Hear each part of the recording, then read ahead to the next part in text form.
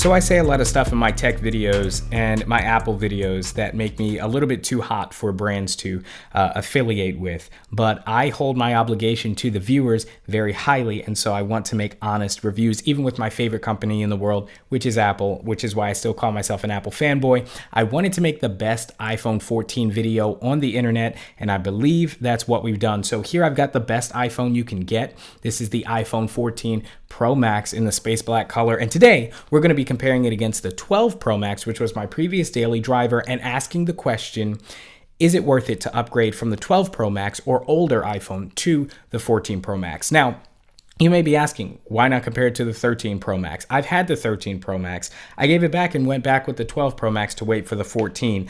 And this is because I've already given my thoughts on this. I don't believe that the iPhone 13 is going to be beaten or too embarrassed by the 14. It's not that much of an upgrade. So perhaps the magic will be in 2S updates being equal to one major update. So that's what we're going to get into. This is going to be an incredibly long video. It took a while to make. I wanted to do a good job with the B-roll and make a high quality video and not just one that was thrown out there. I didn't want to get caught in the frenzy of all the immediate reactions. I wanted to also educate myself on the new device and all that it can do, live with it a little bit.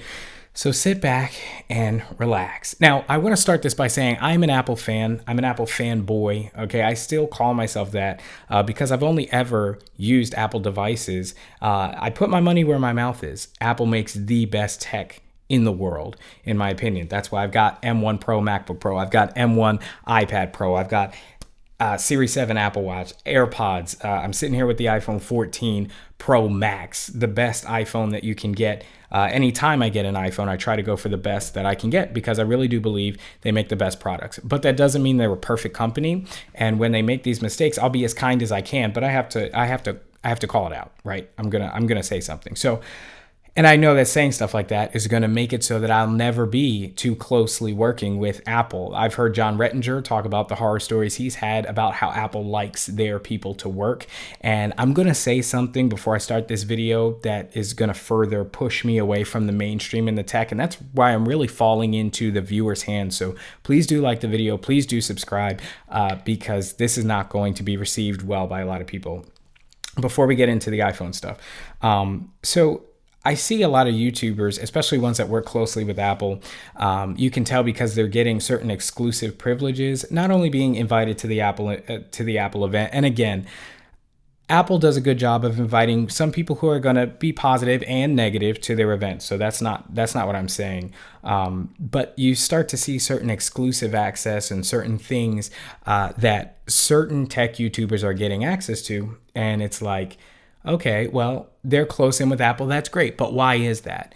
And then you start to notice that they never really say anything bad about Apple. And in particular, and again, this is hard to say, but I'm going to say it. So iJustine put out a short on YouTube, and I'll put up the screenshot there, but she basically says, "You are totally incorrect. You are totally incorrect. And I will not debate you because you don't have my expertise. You don't have my credentials. You don't have my experience. You don't have my background. So I will not debate you." If you don't think the iPhone 14 is a good upgrade over the previous iPhone, well, you don't know what you're talking about. And I know better because I have more experience. I have more this, I have more that. She uses Apple products, and she's through her hard work. And let me say this, iJustine is fantastic and her channel is fantastic and she's one of the GOATs. So all respect to iJustine.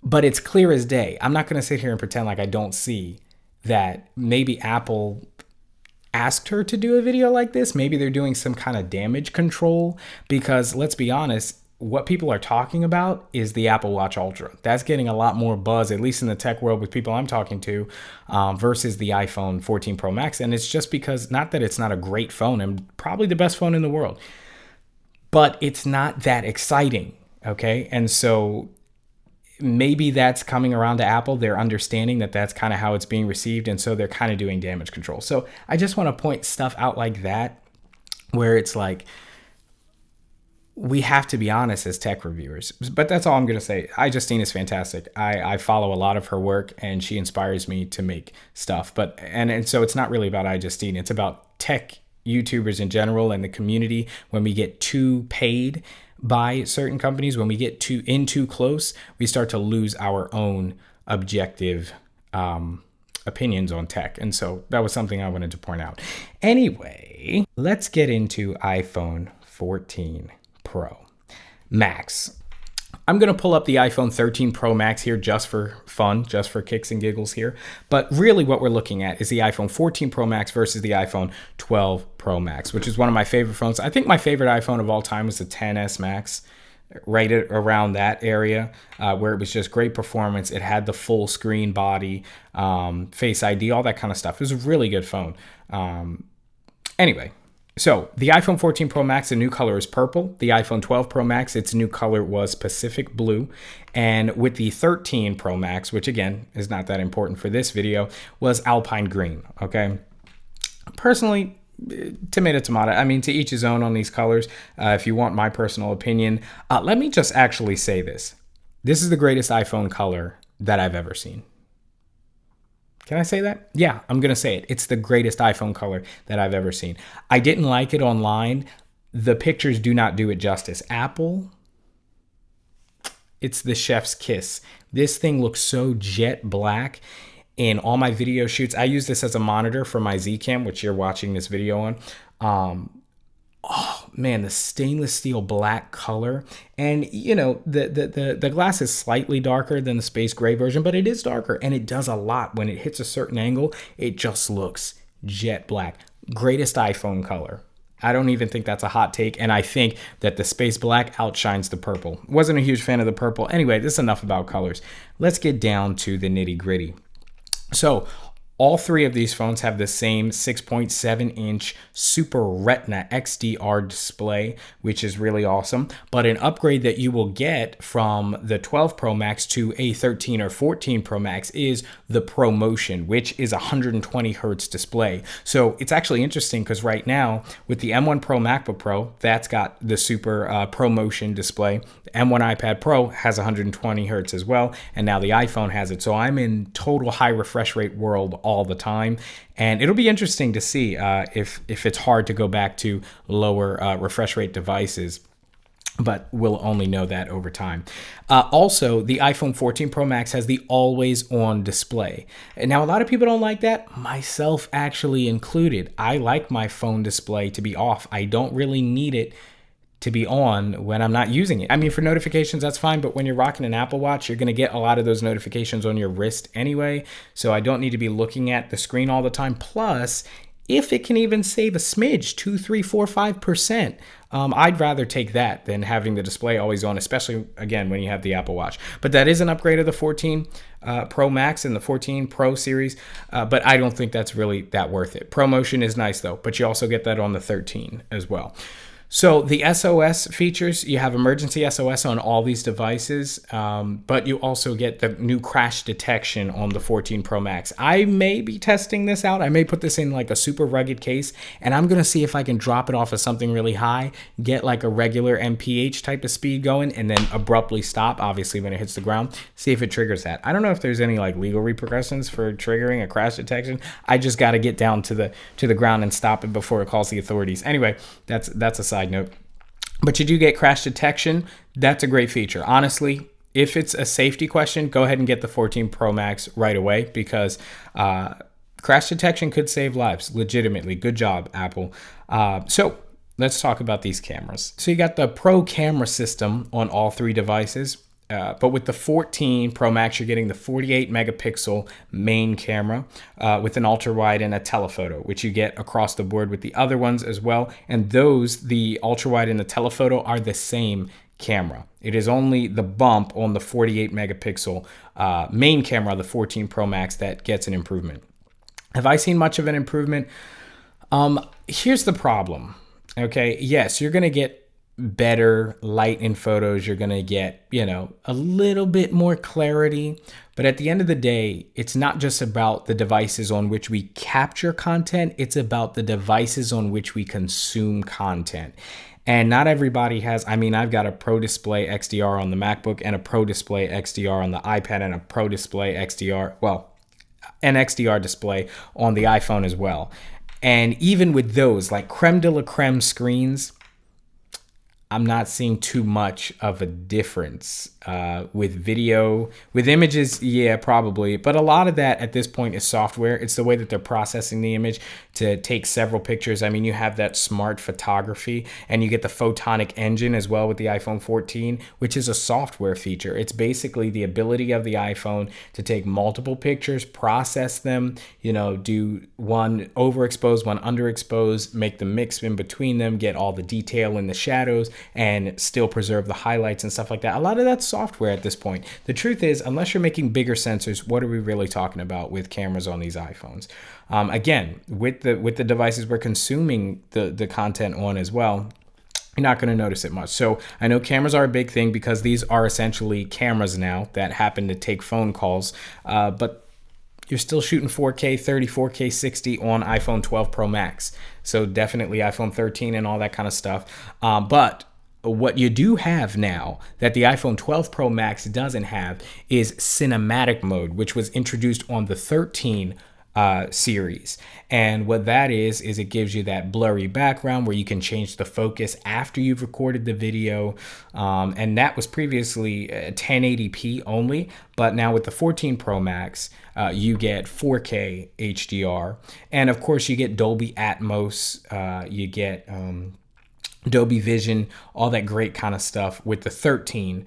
So the 13 has that. The iPhone 14 slightly improves with the better main 48 megapixel camera. But basically, this is not necessarily new to the 14 Pro Max unless you want to do cinematic mode in 4K versus 1080p. So let's move down. You also get a 6 times optical zoom range.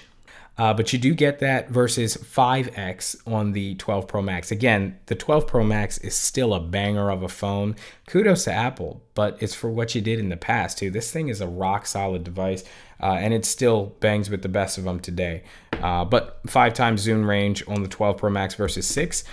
So now let's talk about battery, and there is a significant upgrade here. You're getting 29 hours of video playback on the 14 Pro Max and 28 on the 13 Pro Max, as opposed to only 20 on the iPhone 12 Pro Max. So with these devices being a couple years old already, you're probably getting closer to 17, 16, 18 at the best hours of video playback versus 29. So you're getting a significant upgrade, almost 30% more if I'm doing the quick math. You're getting almost a third more battery life here on the 14 Pro Max brand new than on a 2-year-old iPhone 12 Pro Max. So for battery, yeah, I would say upgrade. If your battery's killing you on the 12 Pro Max, go ahead and upgrade. Get the 14 Pro Max. Now, let's talk about chipset. You got A16 on the 14 Pro Max. You got A14 on the 12 Pro Max and the A15 on the iPhone 13 Pro Max. And again, it's a lot of the same argument that I said with the iPad Pro. It's so much power. It's like too much power. The software just cannot catch up. Apple is not innovating, at the blazing speed that they are with the chips in the software. And so, I mean, honestly, this thing could run Logic Pro. This thing could run Final Cut Pro. This thing could run DaVinci Resolve. It could run full-fledged Photoshop. The power in this thing is beating, the professional computers of just a few years back, okay? So it's just Apple is controlling the software to the point where we really don't have anything that would take advantage of all this power. So personally, and again, I still have the 12 Pro Max in my house.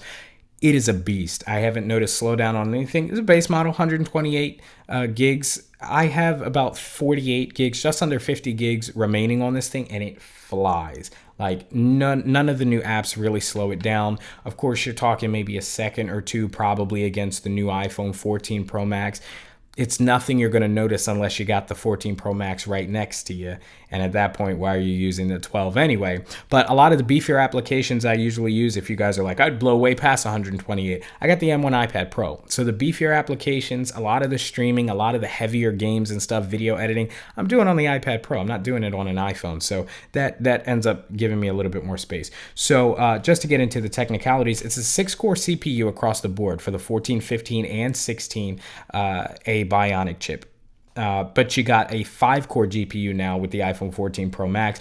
So you're getting a 4-core on the 12 Pro Max, 4-core here. You get a 5-core on the 13 and 14, and a 16-core neural engine on all 3 devices. Face ID across the board, 5G across the board. You're getting ceramic shield across the board. Tougher than any smartphone glass. So, okay, they're saying that for the 13 and the 14, but not for the 12. But they're all ceramic shield. I haven't cracked the front of this glass, but you may have already noticed that on the back, I got a crack. Step on a crack, you break your iPhone's back. Sorry, I'm not going to try humor. But other than that, the glass is pretty much the same. You've got MagSafe on all 3 devices here. So let's talk about the displays a little bit more. In addition to HDR, always on, ProMotion, you have a slightly higher PPI on the 14 Pro Max. This is just due to probably the notch now being a dynamic island, which we'll get to in a bit, versus the old school notch. Now, one thing that I did notice, and this is one of my favorite things about the iPhone 14 Pro Max, is the notch is significantly less intrusive and significantly smaller because the 13 shrunk the size of the notch. So we got a big old honking notch on the 12 Pro Max, which again fades over time. You don't really notice it in daily use, but then when you get this 14 Pro Max, you notice it's significantly smaller, and because it's dynamic, sometimes it's even smaller than you get on the basic lock screen. I don't know how well you can see that, but I got some B-roll playing, so hopefully you'll be able to see that all right. So you got 460 PPI on the 14 Pro Max versus 458 PPI on the 13 Pro Max and the 12 Pro Max. Everything's True Tone, everything's wide color display P3, so super accurate. Haptic touch on it all. Now let's talk about brightness. HDR is a place where the iPhone 14 absolutely murders, these other 2 phones. Can I say that? I don't know. That's not going to demonetize anything. At this point, I've said so much. Who cares? So the 14 Pro Max starts at 1,000 nits brightness. Okay, so that's when you're just using it regularly indoors, whatever. Your manual control over the brightness goes to 1,000 nits. That's where we're starting, okay? 1,600 nits peak brightness with HDR. So when you're consuming HDR content, you're getting 1,600 nits. And I know you're like, okay, well, what does that mean? I'm going to show you the comparison. And then finally, 2,000 nits outdoors. I wish they would give us the control of all that brightness, but they don't want to. So we don't have it. Versus Vivid, which I have on the M1 Pro MacBook Pro, which allows me to totally max out the display brightness, which I use a lot in video editing, actually. So 1,000 nits base, 1,600 with HDR, 2,000 all out, okay? The 12 Pro Max starts at 800. So you're getting 200 less nits of brightness, and that doesn't sound like a lot maybe, but I actually notice it. At max brightness on the 12 Pro Max, I'm getting a dimmer image, and I can tell than with the 14 Pro Max. So that's something to be aware of. And then, of course, with HDR content, you're getting a whole 400 nits higher. So 1,600 versus 1,200 on the 12 Pro Max for HDR content, which is very noticeable, even to the point of beginning to maybe hurt your eyes in dark environments, which is great. Just burn your eyes out. Anyway, I actually, the brighter the better, because again, as long as we can control it, that's up to the person, right? The 13 Pro Max, it starts at 1,000 nits typical brightness, just like the 14 Pro Max, but it doesn't peak as high as the 14 Pro Max. 800 nits less at the 12 Pro Max and 13 Pro Max's peak than the 14 Pro Max, okay? So let's talk about the physicality of these devices. Their height, they're all exactly the same. The width, they're actually, the 14 Pro Max it's not as wide. And I really appreciate that. It makes it much more one-handable. I never had an issue holding the 12 Pro Max, right?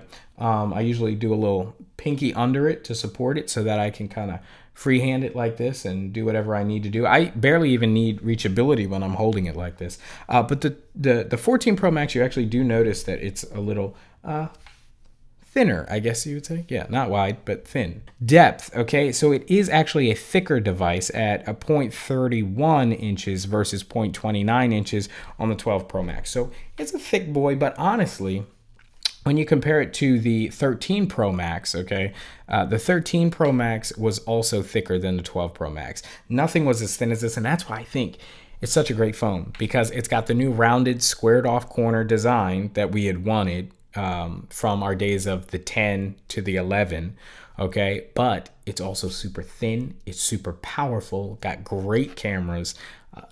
Thing's a beast, seriously. And every other one has either been thicker or heavier or what have you. So anyway, then when it comes to weight, obviously the 14 Pro Max it's heavier, noticeably. I actually noticed the weight difference, and I tend to use both of these phones naked. No cases. I only started using a case on this one when I cracked it. Okay, so, but I'm right back to no cases here. By the way, if you were looking at this like this is a honking big camera bump, there's actually a protector on the camera right here. Since this is the main point of contact for the phone mostly, I protected it, so that's why it looks so ridiculously big.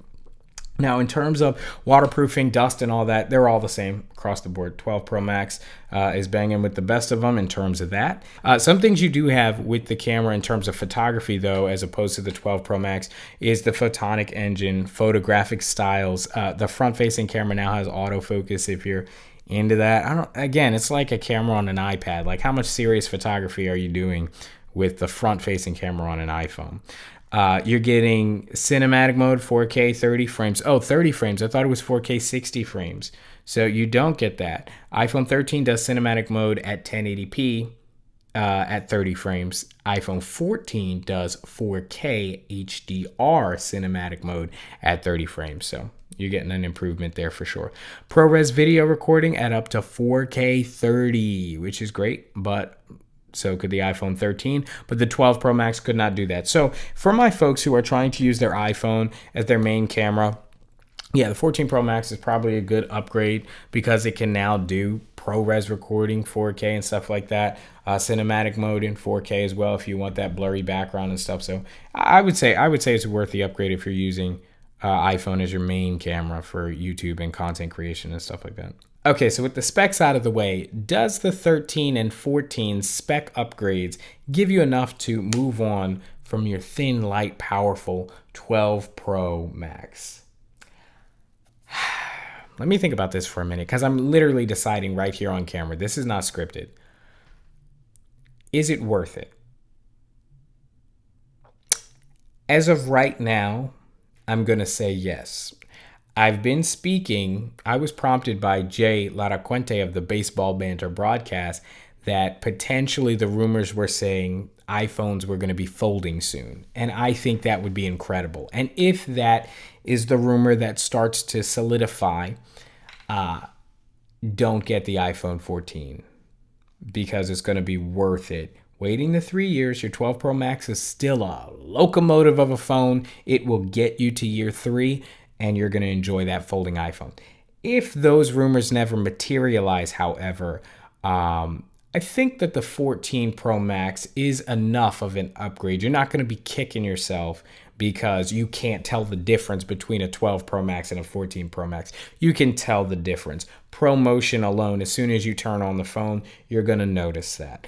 Most people would. The dynamic island, which we'll talk about to finish this spec portion, you're going to notice that as well.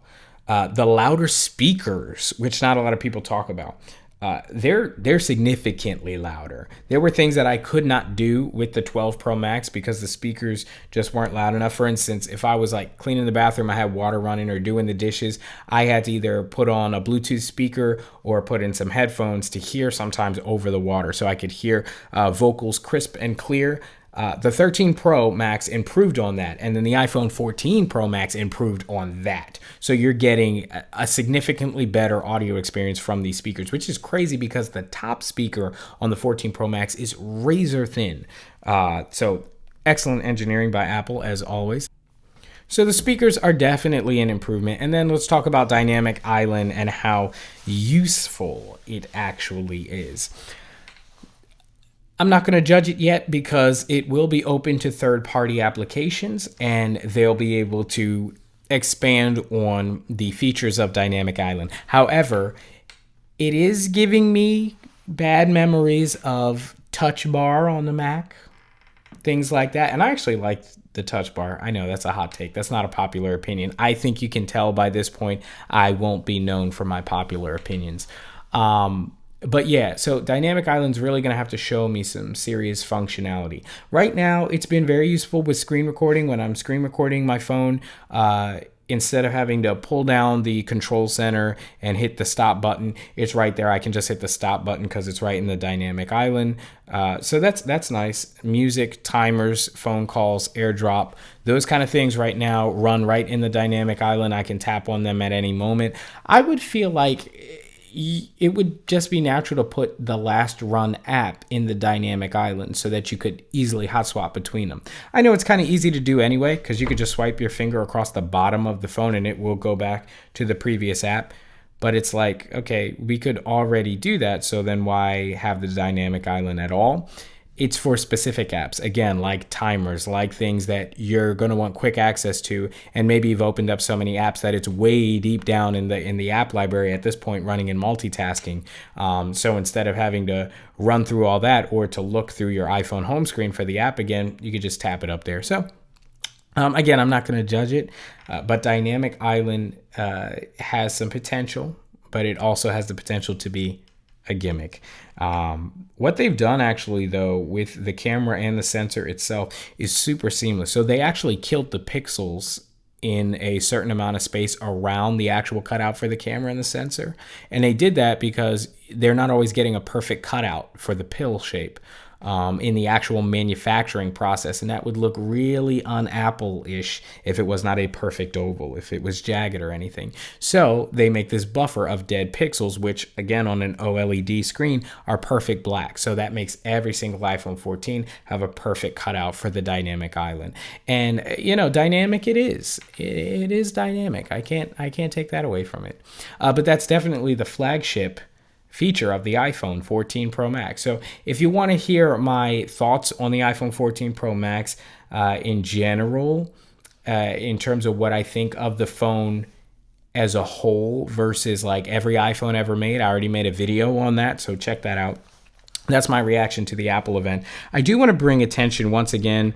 I know I did this in the unboxing portion, but this is a smartphone case that was sent to me by Shenzhen Haiyou, and it is one of the best values out there on the internet. I typically, like I said, I don't use cases on my phones. If I do, they're super minimalistic, but check out this presentation here. So for the price of this, you're getting in this plastic case, you're getting this honkin' protector for your iPhone camera system, which you've seen many times now on the back of my phone, because they did send me 2 of these. Shout out to you guys. I will leave the link down to buy these in the description below. It's probably the best first iPhone case you can get just to protect the thing before you're looking to, you know, stylize with cases. Just get the thing protected.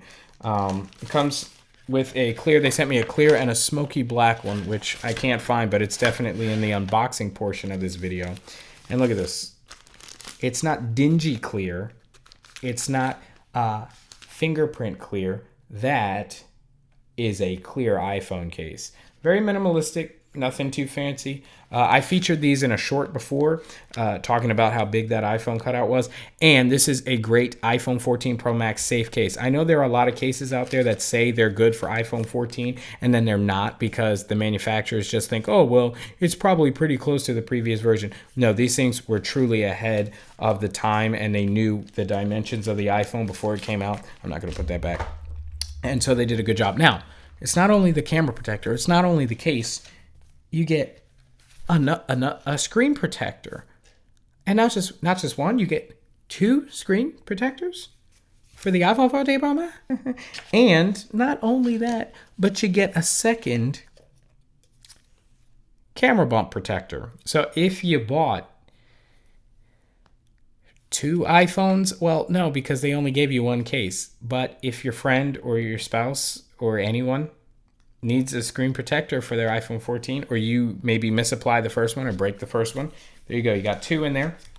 And of course, it comes with an installation toolkit, which includes wet wipes, sticky labels, stickers to get the dust off. So really great company right here. Really gave you a lot of bang for your buck. Again, links will be down below. This is probably the best first iPhone case to get for the 14 because it's just going to protect it. You don't have to worry about it.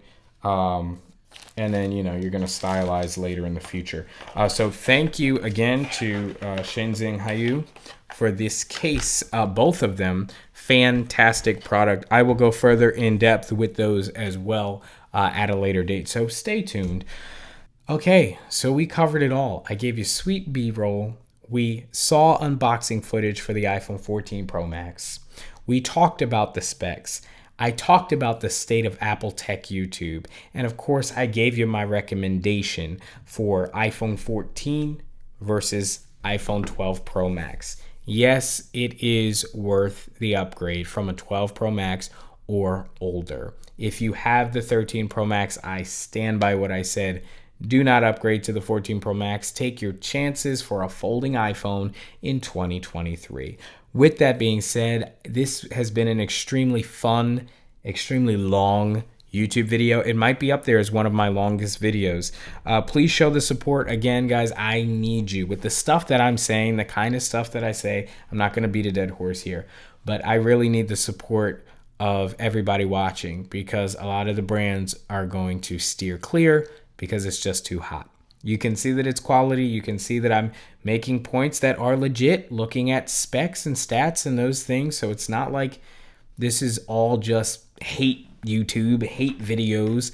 I've shown that I'm a clear Apple fan. I think I'm of sound mind. So it's like, you know, I'm just making content as honestly as I can, trying to serve you guys, the audience, as best I can. So thank you guys to everybody who watched this, to everybody who watched the entire video. Thank you doubly to everybody who likes and subscribes and supports the Granny Geek Show. Man, this is just, it's a wild ride and I enjoy every minute of it. And even with some 5,000-6,000 subscribers I have at the time of this video, every one of you means so much. And that's why I make these videos, because I'm thinking about, hey, one of these people is like waiting for my video. And that's such an amazing feeling. So thank you guys so much. Keep it locked here with the subscribe and click the bell so you don't miss when I drop new videos as we cover all things Apple Tech, Pro Video, and Audio. I'm Chris Grant Jr. Yeah.